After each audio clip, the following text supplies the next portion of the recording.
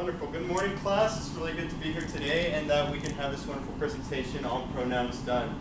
So this is not a perfect presentation. I tried my best to make it as perfect as possible, but if you notice any errors, if you notice anything that could be better, please tell me so we can make the proper corrections, because this is not for me but for all of us, because we're all trying to be better writers and better in the English language.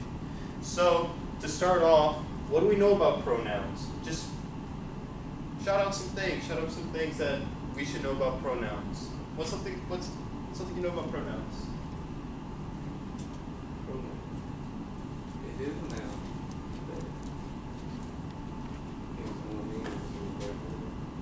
Okay, I like that. So it has something to do with the subject. It has something to do with the noun. Okay, any other guesses? Any other contributions? All right, so to learn more about pronouns, it probably help us to know what the word pronoun means. And one of my favorite ways is to take the medical terminology is that it's a good idea to check out the root of the words, the history of the word. So we're going to check out a little bit of the history of the word pronoun. So the word pronoun comes from the Latin word pronomen, which was later borrowed by the French for the word pronom. So pro means in the place of, to take the place of. Nomen means name. So if we combine these two, it literally makes take the place of a name. So it's the same for English. The suffix pro in the sentence means in place of, on behalf of, and the root noun means, as you might guess, a noun. There's nothing special about noun, it just means noun. So take the place of a noun. If we were to make a literal translation of the roots of the word pronoun, it would translate to in place of the noun. So you had a really good guess. That was really good. So we're going to continue and we're going to learn more about what pronouns do. So this is kind of like an overview of 3 different pronouns, the main ones. There are a bunch more, but we're going to focus on these 3. So as we can infer from the breakdown of the word pronoun, pronouns take the place of the noun and subject. They can also act as objects and indicate or imply ownership. The different things that pronouns can do have their own names and terms, and those are subjective pronouns, objective pronouns, possessive pronouns. There are more, but we will focus on these 3. So we're going to start with the first one, the subjective pronouns. So from the name subjective alone, what do you think these pronouns do? Just from the name alone, what do y'all think? Y'all can cheat a little bit and check out the book.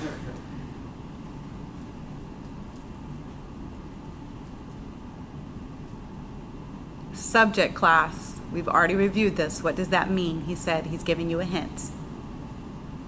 It's right there.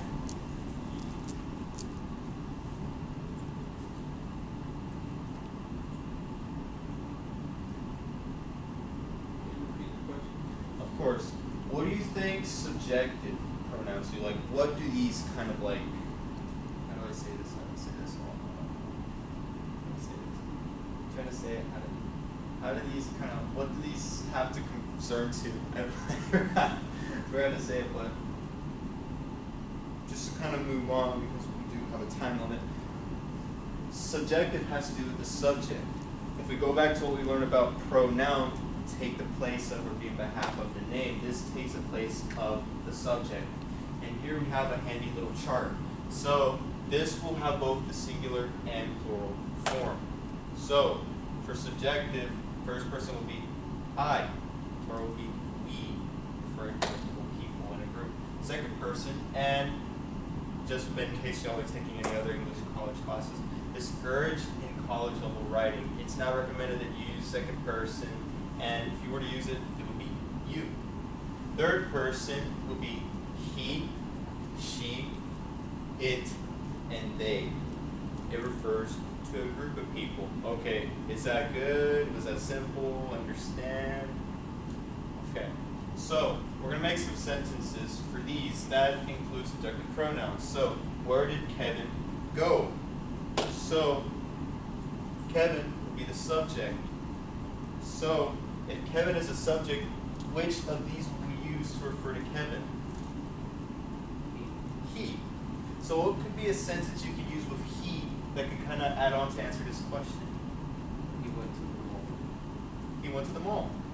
Simple, right? It's better than saying, where did Kevin go? Kevin went to the mall. It's better. It's simple. Okay, let's do this. what did Jerry and Kim do with the chocolate bar? So Jerry and Kim, this is the subject. So which of these would we use to refer to Jerry and Kim? They. Simple.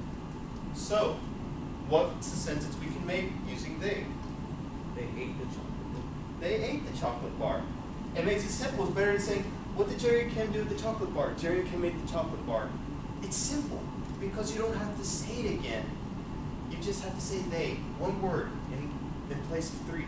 And is Connor a good foreman? So, Connor's the subject. So which of these would we use to refer to Connor? He. And we could say he is a good foreman. So this is the power of the subjective pronoun. It's simple, makes our English much better. Now we're going to talk about objective pronouns. So subjective pronouns talk about the subject. But what do objective pronouns do? Let's continue. Objective pronouns. In this case, the pronoun now acts as the object, the entity being acted upon by the subject. So here's the object and here's the subject. We can see it's being acted upon. So this is different. It has different forms. So on this chart, first person would be me and us. Second person would be you. It's the same as the subjective you for the objective. So objective and subjective second person, you. And for third person, it is different as well. So third person for objective would be him, her, it, and them. There are some differences. So let's see some examples. He took her to the movies. It would be he took she to the movies, right? That doesn't sound right. I want you to throw me over the fence. You wouldn't say, I want you to throw I over the fence. That doesn't sound right. It's essentially acting upon the subject and give it to him. So you wouldn't say, give it to he. You wouldn't say that. You say, give it to him. So these are objective pronouns. Now we're going to talk about how one can confuse objective and subjective pronouns. This is a common mistake in spoken English. And it can be hard, but once you kind of like focus on this, it can be made easy. We're going to talk about objective or subjective now. Here we can see a man thinking because he wants to learn how we can know the difference, when we need to use objective or subjective. So a common mistake that is made in everyday speech is exemplified in the following sentence. Him and me go to the gym every day. What's the problem here? Him and me, what's wrong with this sentence? It makes sense, right? It makes sense, but it should be I. Exactly. Because if you were to take out the him and, would me go to the gym every day make sense? No. Me go to the gym every day. Me drive the car. It doesn't make sense. So it's better that you use the subjective in this sense. So now let's switch it up. The current took Carl and I to the beach. Now this is a bit weirder because this might look correct, right? There's no problem with this. But what do you think is wrong with using I in this sense? What might be the problem?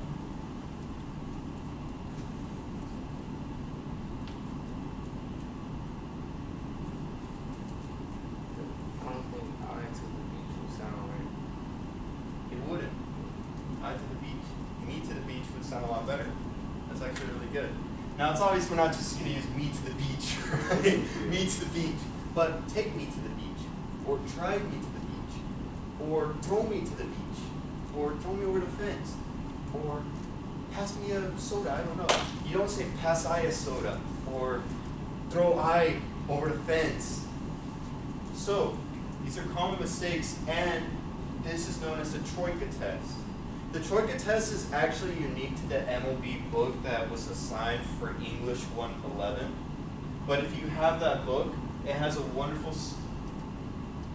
diagram known as the Troika test that goes more into depth in this, but it's a good example. Understand, makes sense. Any questions? Or is everyone good? Everyone good? Okay, that's good. When y'all are good, I'm good. So let's continue. So possessive pronouns. So we see a little hand because he wants something. A little hand. generally used to imply ownership or a relationship. I don't know how, oh, little hands like taking A, but relationship. These pronouns typically go in hand in hand with subject pronouns. So the chart for these is mine and ours. So mine and ours. For first person possessive pronouns. Second person, yours. That's yours. You don't say that your, but that's yours.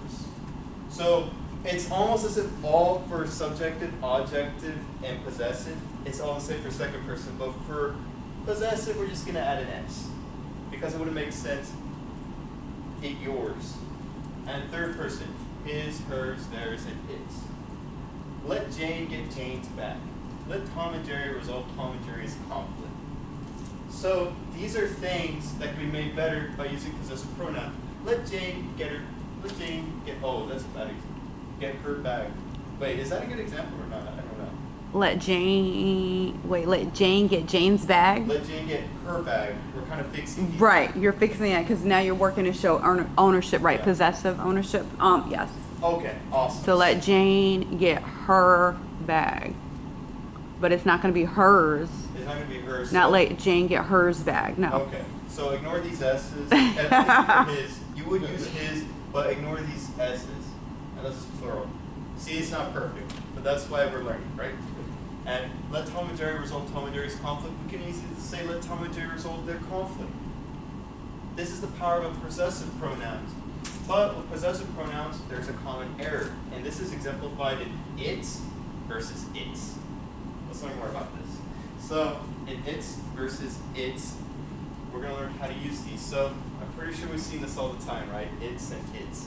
When do we use these? So let's talk about the possessive its. Its is a possessive pronoun, as we learned in the last slide. So whenever you have a possessive pronoun explaining something like that's hers, you never put an apostrophe. You never put an apostrophe to possessive pronoun. And we're going to learn this with its. Examples. The bull shook the rider off its back. This pronoun is being used to refer to the bull's back. It's showing ownership that this is the bull's back. The ship lost its mobility after taking a devastating blow to its rudder. These all show ownership. Are we using apostrophes? We're not. For possessive pronouns, we do not use apostrophes. If it's showing ownership, like hers, theirs, you do not use apostrophes. Now we're going to talk about its with an apostrophe. Its is like saying it is or it has. So if we were to put apostrophes on these two sentences, the bull shook the rider off, it has back. Or the bull shook the rider off, it is back. Or the ship lost, it is, or it has mobility after taking a devastating blow to it is, or it has rudder. So, for this, here's an example. It's a fine day and people open windows. It's a good idea to start the meeting. It is a good idea to start the meeting. It is a fine day and people open windows. So, we're going to reflect now. So, without pronouns, the English language would be a complete mess. To illustrate this statement, we would see sentences like, John went to John's house so John could finish John's paper. Not only is it inefficient and it is confusing, are we talking about one John or three Johns? Think about your usage of pronouns in your everyday speech and in the papers you write, and you will grow a deeper appreciation for them and the influence they have. So, to kind of go over them again, we're going to go over the three different tables. We're going to go over the three different tables that are made that help us know. So, subjective pronouns, I and we, second person, you, and remember, second person is not recommended in college level writing. But, just so you know, subjective pronoun for second person is you, third person, he, she, it, and they. So, objective pronouns, first person, me and us. Second person, you. Third person, him, her, it, and them. And just remember this. Remember, you don't say me go to the gym, I go to the gym. You don't say throw I a soda, you say throw me a soda. Remember, there is a difference in the usage of objective or subjective. If you want to learn more, look it up. There's a lot of good articles on the internet. And lastly, possessive pronouns, mine and ours, yours, or and his, her, theirs, and its. So, this is the end of the presentation, and are there any questions? Is everything good? Okay, did we learn anything, or? Okay. I'd like to say thank you for paying attention. Thank you for definitely being involved. And one last thing, I had a lot of fun making this, and I hope you all learned just as much as I did as I was making this PowerPoint.